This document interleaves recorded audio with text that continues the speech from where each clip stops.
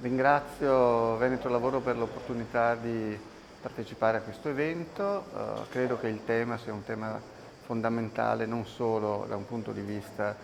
sociale, ma per quanto mi riguarda, nello specifico, per la regolazione che il diritto del lavoro dà a questi aspetti e perché siamo riusciti, credo, a mettere in evidenza il passaggio fondamentale tra una vecchia normativa che tendeva semplicemente a tutelare il soggetto debole, in questo caso il più debole dei deboli, a una normativa che riesce a inserire il soggetto in un sistema cooperativo e di imprese particolarmente fruttuoso. Occasioni come questo genere servono anche a far capire quanto sia importante la formazione in questo ambito e quindi la Regione, insieme a Veneto Lavoro, potranno fare sicuramente la loro parte. Come Ca' Foscari noi cerchiamo sempre di essere a disposizione di questi eventi del territorio.